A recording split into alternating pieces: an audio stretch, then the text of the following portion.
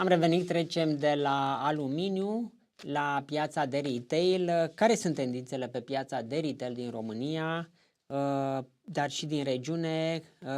Ce înseamnă digitalizarea în retail? Alături de mine prin Zoom este György LAKATOS-TÖRÖK, Senior Project Manager în cadrul firmei globale de consultanță Boston Consulting Group.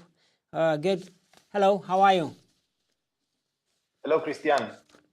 How are you? I am good, thank you very much. How are you? How is Boston Consulting Group doing? It's one of the biggest consulting group in the world. Indeed we are. Indeed we are. It's very exciting times that we're living in. So very exciting work that we also get to do on a day-to-day. You cover Romanian and you cover the retail market in this region. Yes. Indeed, I do. I have been working in Romania and also in the region and in broader Europe as well over the last 9 years. Okay, how you see the retail market right now here in Romania? We have some consolidation in the market. Also, the biggest player invest in open new supermarkets, hypermarkets all over the format. Also, Poland. Zapka entered in the Romanian market. How you see as a consultant? It's a very interesting market, but let me start from a bit of a broader perspective, if you don't mind. So, how does the retail market look like in Europe at the moment? So there has been some good signs of recovery post-COVID. The market itself has been recovering fairly well. The retail. Overall retail is up roughly 4 or 5% over the last 5 years. E-commerce particularly is growing double-digit. Number of stores and square meters, on the other hand, are flat, even slightly declining. So there is a quite significant move across the board. However, in terms of outlook, if you ask a retailer, they will typically have a somewhat more muted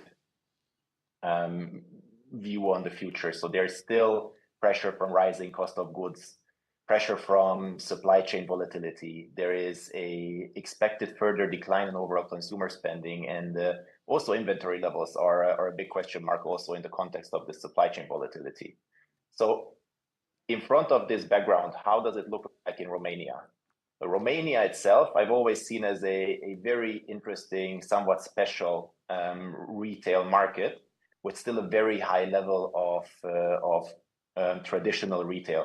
So there is also with this consolidation that is going on in the market, there is still a lot of room to change, a lot of room to grow from having the traditional retail stores towards a more organized, systematic retail landscape. In terms of other channels, Romania, we've also always seen, or recently also seen as a very strong convenience market. Which is somewhat special in the grander scheme of Europe. So the Romanian people do like to also shop more in the neighborhood, lower penetration of hyper. However, on the other hand, what is of course seen across the whole landscape is discounters being fairly strong and also continuously growing.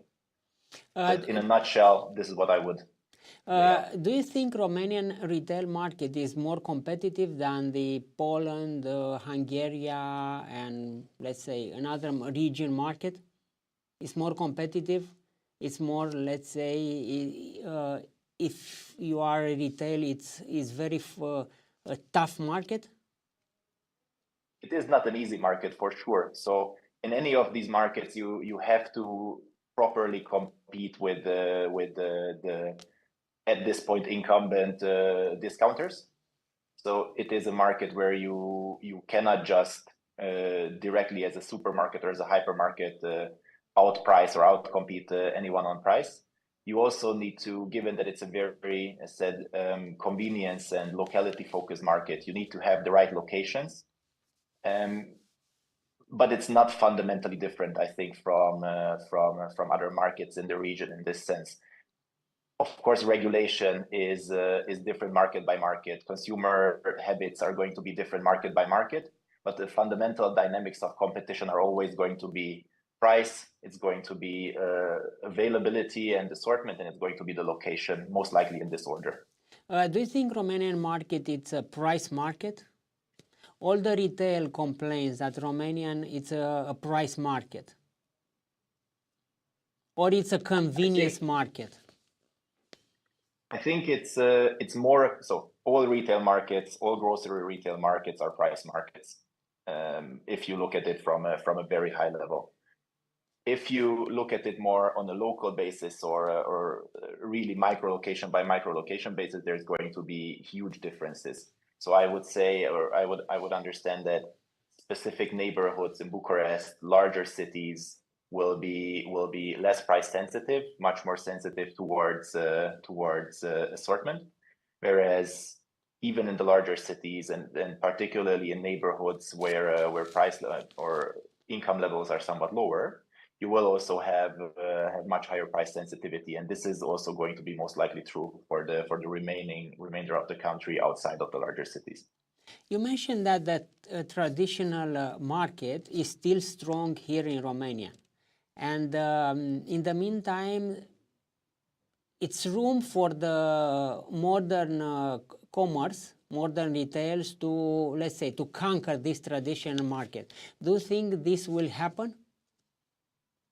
Because in the West market, modern market, I mean supermarket, hypermarket, discounter and so, they have 90% of the total market. In Romania, it's around, I think, 60%.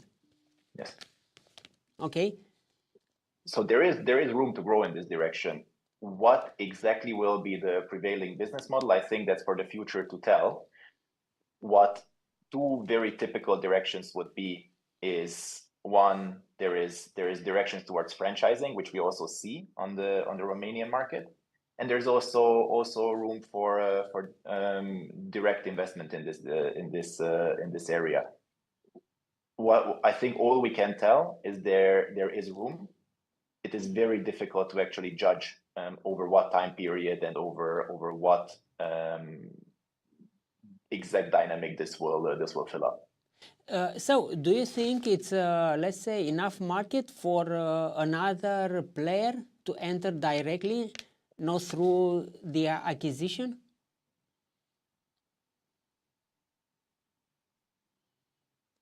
There is white space on the Romanian market for new store openings that I think is fairly visible. Whether that's enough for a completely greenfield player, I think that's a question mark. I would not be completely sure about this. If you consider the dynamic of rolling up some of this long tail of the market of the traditional retail, in that case, there is indeed room. Now, what level that can have, or where an additional player would actually fit in the game. There's multiple scenarios, very difficult, and honestly wouldn't want to get into guessing game of that one. But that long tail of the market is indeed something that is a dynamic space and an interesting one to look at. Okay, we have a retail market. Do you think what means innovation in the retail market? Because, you know, eggs is eggs, a bread is a bread, okay, a yogurt is a yogurt. What means innovation in retail market? Not to have cashier or to pay directly? So there is multiple views of that and multiple directions to actually go and innovate in. So, for example, you have digital innovation, which is something that everybody thinks about as a first thing that comes to mind. But there's also non-digital innovation. So you have in-store experience that can be lifted still in Romania and also in the region in an innovative way. How the stores look and feel, how the products are positioned on the shelf. So this is the more tangible piece of it. Of course, a yogurt is going to be a yogurt, and a bread is going to be a bread. But the choice that you have in this and the exact placement and how it's positioned, how it's moved towards a customer to actually want to try it, that is going to be still changing. And on the digital side, I mean, there's a whole evolution of things that are happening. So it's first of all, it splits into two. There is internal operational innovation that is not necessarily even visible to the customer, that is really only on the operating model of the companies. How much is AI supporting their decision making? How much is automated in the large office that is standing behind the retailer, etc. And then there is the front end, which to many customers indeed is going to look mostly like self-checkout, but it's also going to be broader than that. So there is going to be, if we even open the picture out of the traditional or just grocery retail, it is also going to be something around e-commerce, of course. So how much of the sales is going to be going through online? And then when you're already shopping online, how much are you being helped to make the choice? How much personalized offers are you getting? Is the price that you're getting a standard one, or is it one that's geared towards your shopping habits? Are you getting personalized promotions? So imagine today you go into an online shop, and at the very basic, you see a list of products. Every single one has a single price. You pick one, and you don't check out. At the worst case, you don't even get a follow-up message. At the next level, you get a follow-up message a few minutes or a day later. Okay, you use this product, or you wanted to buy this product, you haven't checked it out. Why is this? And then it moves further into being even more personalized based on what you've looked at on the website, based on your shopping habits, and it is helping you make a decision in an educated way to actually make the right buying decision. So there's the whole spectrum, both in the company and outside of in the online space and outside of the online space as well. Right now, the biggest retail use GenAI to follow the customer.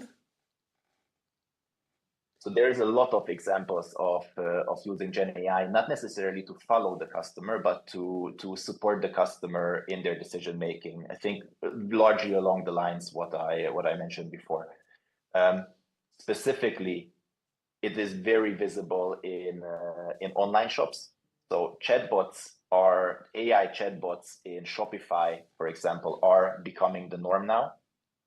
So when you're going to an e-commerce shop, there is more likely than not an GenAI chatbot that you're talking to. Another example, Zalando, one of the largest fashion retailers in Europe, they are launching a fashion assistant powered by ChatGPT. Walmart is building their mobile experience on ChatGPT.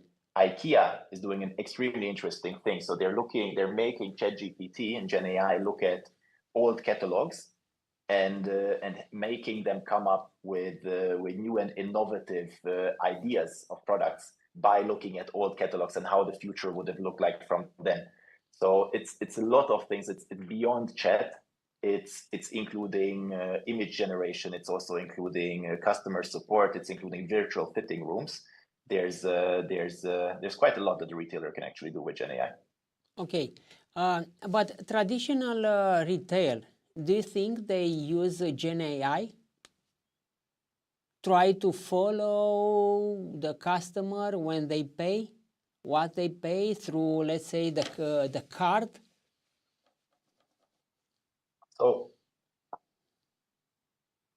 so this use case is not necessarily the GenAI one. So looking at the cart of a customer in store, it isn't the present, at least. It might be something that is coming in the future, but it's not something that is as connected at the moment as you would see in a sci-fi movie. Okay. In the future, let's say in 5 years, in 10 years, do you think will be a fight between chatbot robots, AI through retail to anticipate what the customer want and to put their offer in front of their eyes? It is it is a very futuristic question, I think, and it's a fair one, though. All of us are thinking about it, how it looked like 5 years ago, and nobody was expecting what's happening today, right? 5 years ago, nobody would have expected what's happening today.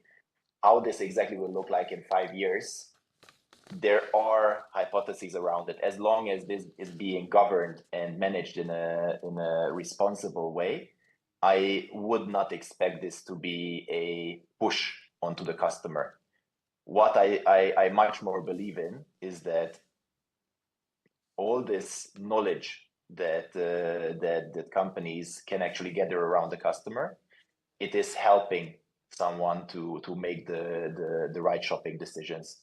So imagine all the advertisements that you are getting based on what you've searched for, what you've put in your cart but didn't buy. Those are actually useful in the sense of being tailored to really what you need. So if you have been looking at shoes, it's very unlikely that any chatbot will try to sell you bread. It's the level of personalization, the level of specificity of the ads or of the suggestions that you would be getting through either GenAI or any other form of AI-powered suggestions. They are something that will be even more day by day, even more and more relevant. Right now, the new customer will be, let's say, Gen Z. Do you see, and Gen Z is more digital generation. Do you see some changes in retail behavior?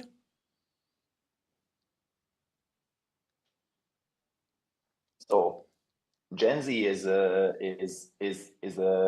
demographic that is up and coming, and in these developing economies that we have in our region, it is actually showing in a quite significant spending power and in this terms of being a very important demographic. How they are different is that they like to experiment more. They get information in a somewhat different way. So they do look more at online, but even specifically within online, they look more at video type of content. They look more at influencer content, much more than just typical online advertising or traditional online advertising. So in this sense, they are different. They're less different in grocery than they, for example, are in fashion. So in fashion, they are the ones that are geared extremely highly towards fast and ultra fast fashion, and they're the ones that are also showing the highest penetration of online shopping. The difference is, of course, basket by basket will be there in grocery as well, but somewhat less pronounced. In this region you cover, which country is the most digital country in terms of retail? So, Hungary, Poland, Czech Republic, Slovakia, Slovenia, Bulgaria, Hungary. There's very interesting examples around each of these countries, but where in terms of e-commerce penetration, in terms of importance of e-commerce as a channel, it would more likely be Czechia and Poland. Czechia and Poland. And where is Romanian?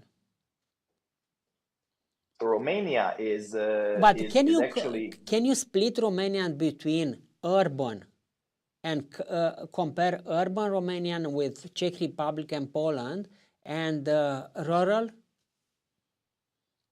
I don't have this exact comparison in front of me.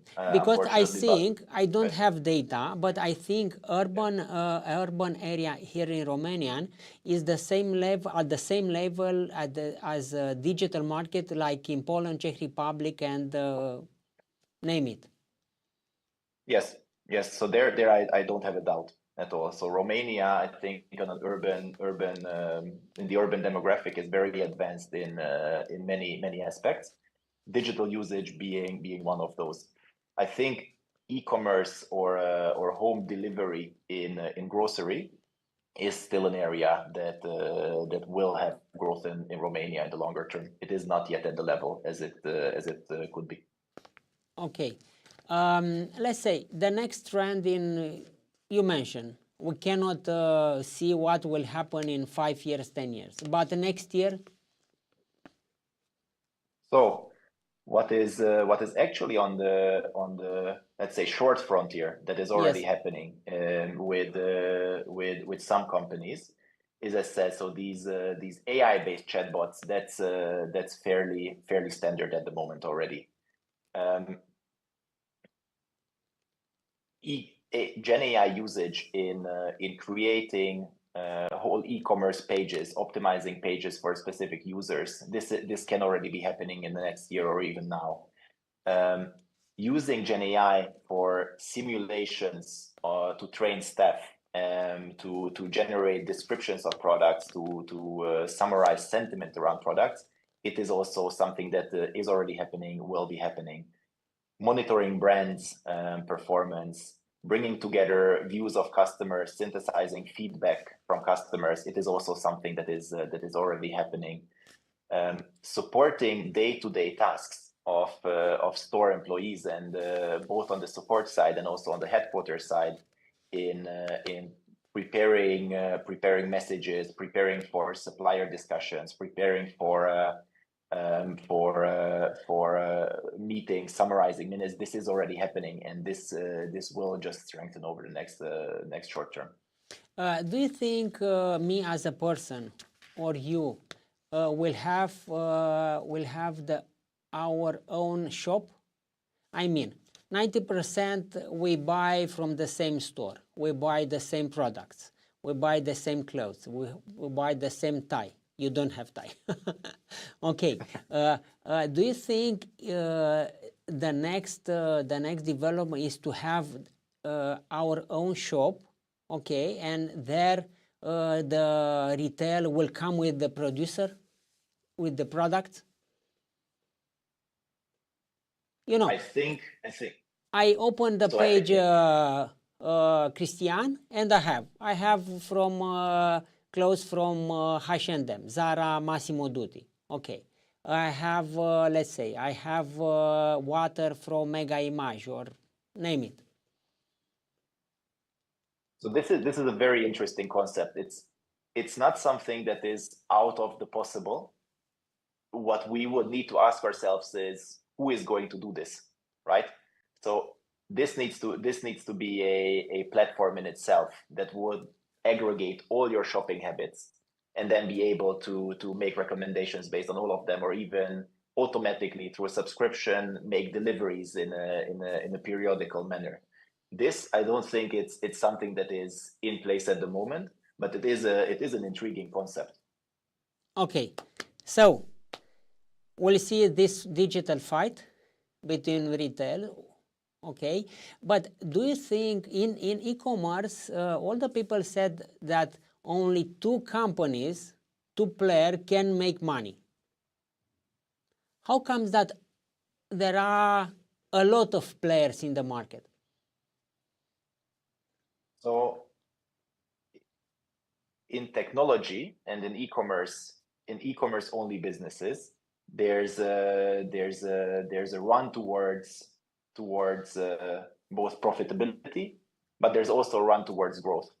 And at the end of the day, these are platforms, and as such, there will be scale effects, and there will be a winner takes most, right? Because the supply side will want to go with the platform that has the most traffic, and the traffic will go to the platform that has the most interesting supply. So as such, all of them are fighting towards growth, and it is a marathon. It is not something where you win in the beginning. It is something where some players will most likely evolve to actually to be profitable in the longer term. Just a question of waiting. Okay. As a last question, do you think there are players, let's say like Amazon or German players or Chinese players, who can enter and have enough money and market to enter in Romanian? You know, So- Romania is not a big market like Poland, okay? Do you think Amazon have a market here in Romania to enter or not? I think it's a strategic question. I think Amazon is less. I think I don't think they will make this decision country by country, or not at the scale of Romania or Hungary. There might be a regional play. Temu, on the other hand, Yes. I know they're already in Hungary, so they're delivering to Hungary. Of course, they don't have operations directly there. I'm honestly not 100% sure whether they do it in Romania as well, but I would assume that it is it's either already happening, but it is or it is in the realm of very near possibility. Okay, György, thank you very much for your discussion, very interesting discussion. A fost György LAKATOS-TÖRÖK, Senior Project Manager la Boston Consulting Group. Cam atât a fost ZF Live de astăzi. Ne revedem mâine de la ora 12. Zi bună continuare!